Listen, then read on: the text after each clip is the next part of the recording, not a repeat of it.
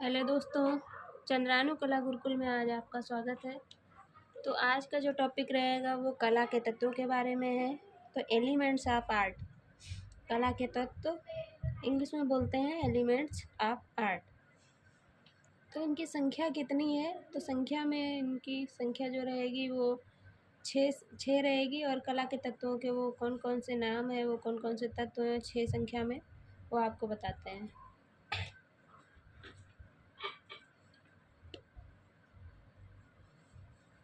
Elements of art. तो संख्या कितनी है, यानी संख्या कितनी है इसकी? संख्या इसकी 6 रहेगी। तो 6 नाम कौन कौन से हैं? रेखा, लाइन, रूप, फॉर्म,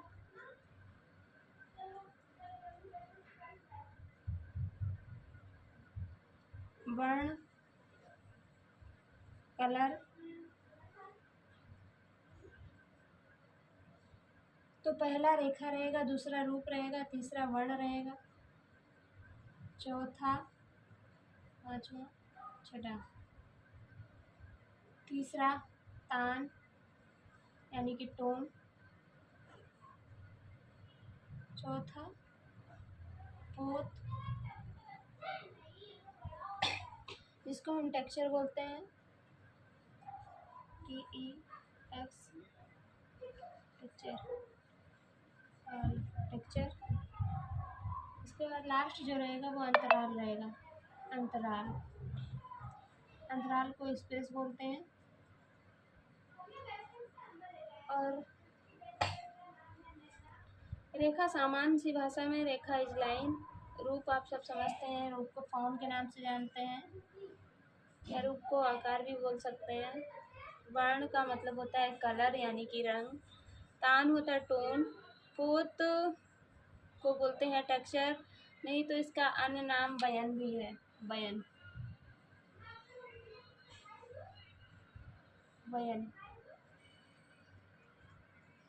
अंतराल स्पेस नहीं तो धरातल भी कहेंगे, नहीं तो इसको अंतराल को मेन रूप से कहते हैं कलाकार का कार्यक्षेत्र।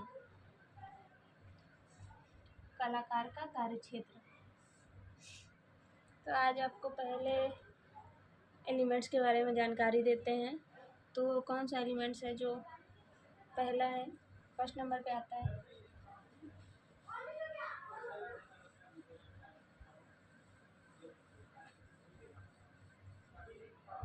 तो फर्स्ट नंबर पे आपका जो एलिमेंट्स आता है उसका नाम है रेखा। इंग्लिश में इसको लाइन कहते हैं।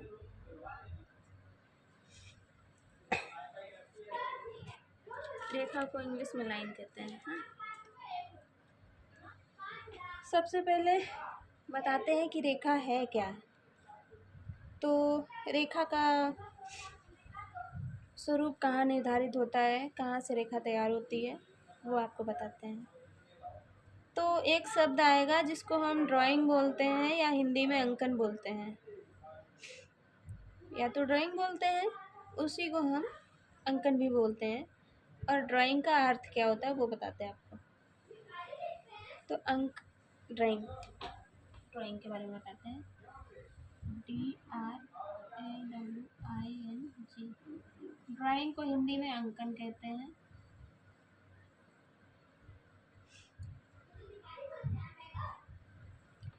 तो अंकन क्या है? किसी कलम या पेंसिल या किसी भी अन्य यंत्र की सहायता से, वो कलम भी हो सकती है, पेन भी हो सकता है, पेंसिल भी हो सकता है, मार्कर भी हो सकता है, चॉक भी हो सकती है। तो किसी भी माध्यम की सहायता से यानी यंत्र की सहायता से किसी भी स्पेस पर, स्पेस क्या होगा, ये हमारा स्पेस है रेखा करने के लिए या ड्राइंग करने के लिए या अंकन करने के लिए। जब हम किसी मार्कर के बल पर, मार्कर के अकॉर्डिंग, इस मार्कर की सहायता से किसी धरातल पर, ये हमारा धरातल हो गया, ये पूरा हमारा स्पेस यानी कि धरातल है जिस पे हम काम कर रहे हैं।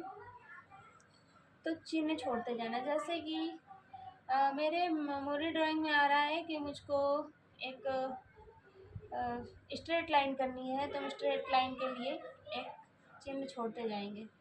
ये हो सकता है ये इस तरीके के चिन्ह हो, या फिर पॉइंट पॉइंट रखते जाएंगे।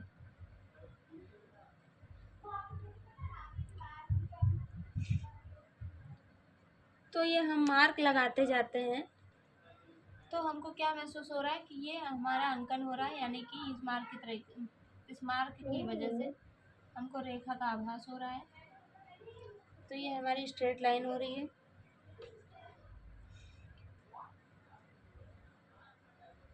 और वो एक लाइन तैयार हो जाती है। जब हम जो मार्क को मिला देते हैं, मार्क पे ही आगे चलते चले जाते हैं, और चलते चले जाने की विधि ही एक हमारा अर्थपूर्ण निर्माण कर देता है, जिसको हम ये स्ट्रेट लाइन कह सकते हैं।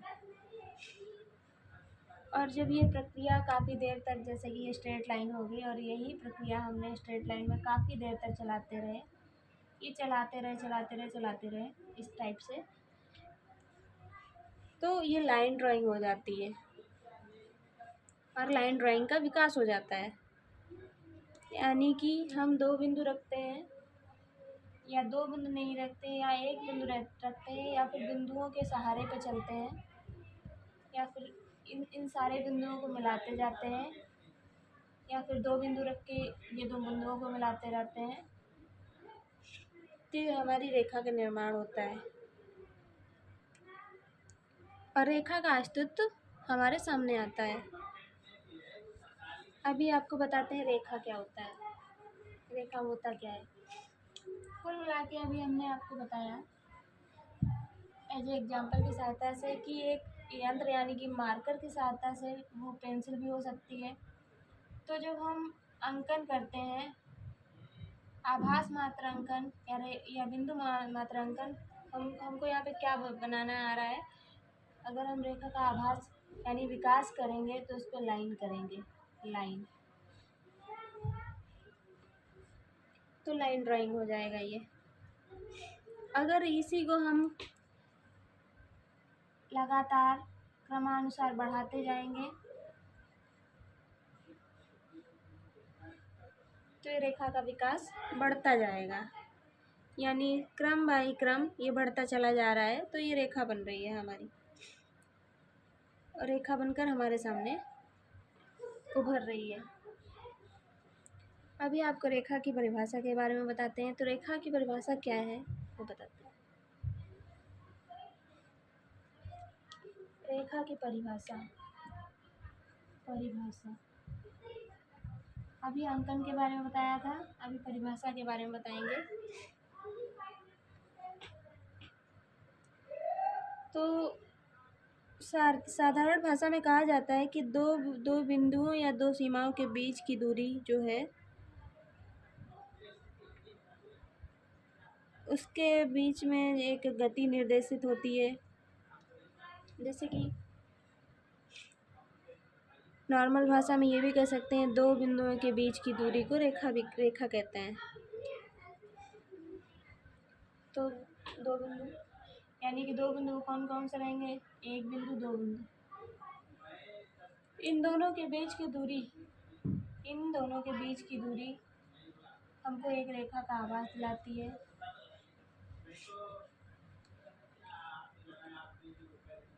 और ये गति, अभी रेखा अगर बना दी है तो वह क्या कर रही है, गति निर्देशित करती है, यानी कि ये दिशा निर्देशित करती है। ये रेखा मैंने यहाँ से स्टार्ट की तो ये दिशा निर्देशित होगी, इधर जा रही है।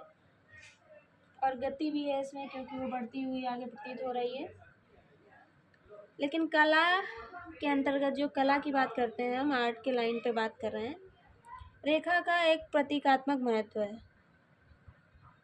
प्रतीकात्मक बोलेंगे तो जैसे कि पॉइंट का भी एक योग है, और पॉइंट का भी यहाँ पे एक महत्व है, और लाइन का भी महत्व है। अपनी अपनी कई सारी लाइनों का महत्व रहता है अपनी अपनी कला के क्षेत्र में। यानी कि जो मतलब कला की लाइन पर रेखाओं का प्रतीकात्मक महत्व है, जो अभिव्यक्ति देती हैं, प्रवाह देती हैं। और दूसरा जो एक ज्यामिति लाइन पे रेखा का संयोजन जो किया जाता है, वो बाकी कला की लाइन से जो रेखाएं रहती हैं वो अलग रहती हैं। ज्यामिति लाइन में यानी ज्योमेट्रिकल फॉर्म में कला की लाइन से अलग लाइन रहती हैं। यानी कि जो कलात्मक रेखा होती है, जो हमारी ये रेखा है, जो कलात्मक रेखा है, किसी आकार की गति एवं शक्ति का प्रतीकात्मक रेखांकन है। और इसका जो इसको हम देख सकते हैं वो बाई विजुअल फॉर्म है, मतलब हम इसको देख सकते हैं और इसमें एक गति की दिशा निर्धारित होती है। दूसरी बात आती है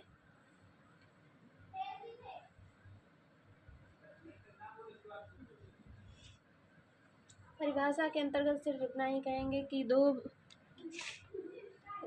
बिंदुओं के बीच की दूरी को रेखा कहते हैं, यानी कि दो बिंदुओं के बीच की दूरी को रेखा कहते हैं। कभी कभी रेखा के अंतर्गत हमको दृष्टि भ्रम भी हो जाता है, मतलब हमको कभी कभी थोड़ा सा इल्यूजन भी हो जाता है रेखा की लाइन पे, यानी कि लाइन की लाइन पे हमको इल्यूजन हो जाता है। लाइन मतलब रेखा से हो रहा है और लाइन हम जो दूसरा लाइन जो बोल रहे हैं वो हमारा रास्ता से है। तो रेखा जो लाइन है उसके रास्ते में एक हमको दृष्टि भ्रम भी होता है, मतलब देखने में हमको थोड़ा सा इल्यूजन सा लगता है। जैसे जैसे थोड़ा बताते हैं कि उनको क्या कहते हैं और वो क्या होता है। तो कुछ इल्यूजन के रेखाओं को हम अंकन करना चाहते हैं। जैसे आसमान में आपने तारे देखे होंगे, एज एग्जाम्पल तारे जैसे यहाँ पे रहते हैं, यहाँ पे रहते हैं, यहाँ पे रहते हैं। एक स्टार की लाइन बात कर रहे हैं, यहाँ पे भी रहते हैं। अभी क्या इनमें कोई रेखा दिख रही है? नहीं दिख रही है, पर हमको रेखा का भ्रम जरूर हो रहा है। रेखा का भ्रम हो रहा है। कैसे हो रहा है?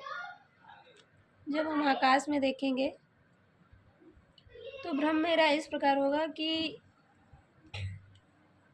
ये जो स्टार है वो इस स्टार को मिल रहा है, ये जो स्टार है ये इस स्टार की सीध में है, ये जो स्टार है ये इस स्टार की सीध में है, और ये जो स्टार है वो इस स्टार की सीध में है। मतलब रेखा नहीं है, पर कभी हम महसूस करते हैं तो हमको लगता है कि इनकी डायरेक्शन जो है इनसे मेल खा रही है, ये इसकी डायरेक्शन इससे मेल खा रही है। तो ये जो रेखाएं बन रही हैं, मतलब इन जिनको हम महसूस कर रहे हैं, जिनका हमको दृष्टि भ्रम हो रहा है, उनको हम उन रेखाओं को अनुभूत रेखाएं कहते हैं। महसूस करना है या अनुभूत करना है? उन रेखाओं को क्या कहते हैं? तो अनुभूत रेखाएं।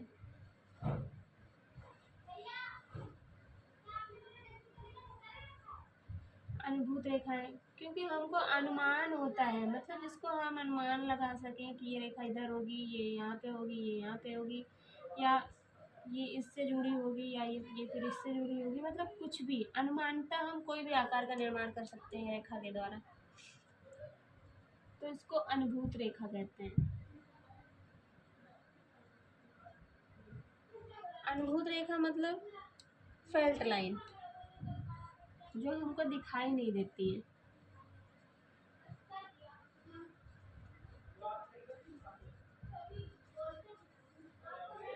Felt line. और एक बात बताते हैं कि अगर दो रेखाओं को पास पास खींचें और दोनों को एक तीर से संबोधित करें, यानी कि दोनों रेखाओं को एक दिशा की ओर ले जाने की कोशिश करें, तो करके दिखाते हैं आपको।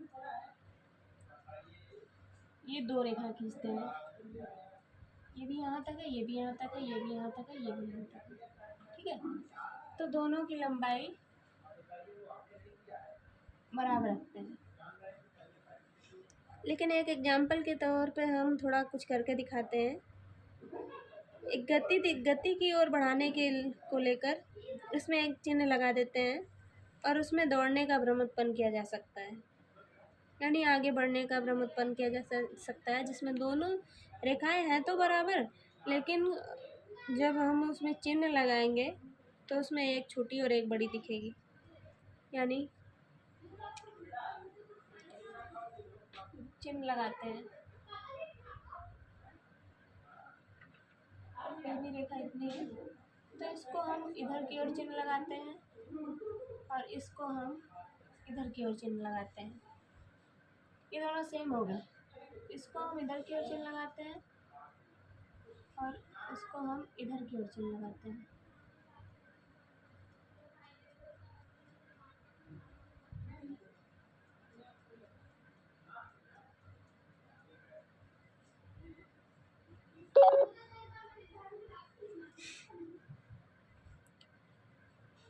तो हमको क्या दिखेगा कि गति की दिशा में अगर हम रेखा की माप करेंगे कि दृष्टिभ्रम गतिज की ओर कौन सी जा रही है, तो ऊपर की रेखा हमको लंबी लगेगी, क्योंकि ये रेखा यहाँ से समाप्त हो जा रही है।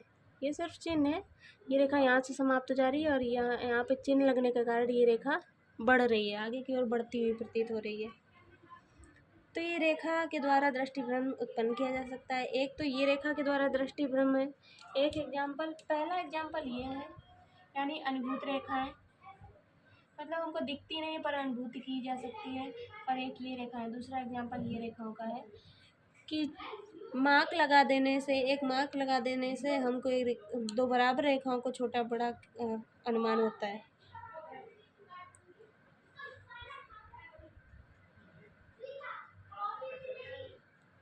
तो आज सिर्फ और सिर्फ रेखा, रेखा का अर्थ, रेखा की परिभाषा तथा रेखा के द्वारा जो दृष्टिभ्रम होता है उसके बारे में जानकारी दी है। कल आपको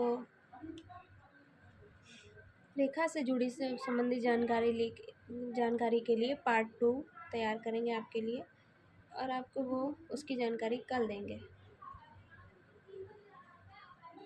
धन्यवाद। आज के लिए बस इतना ही। बाकी रेखा के जो प्रभाव रहते हैं, कितने प्रकार की रेखाएं होती हैं, एक रेखा कितने प्रकार का प्रभाव छोड़ती है, कितने प्रकार से लाइन की जा सकती है, वो आपको कल पार्ट 2 में दिखाएंगे, जो रेखा से ही संबंधित रहेगा, यानी लाइन से ही संबंधित रहेगा। धन्यवाद।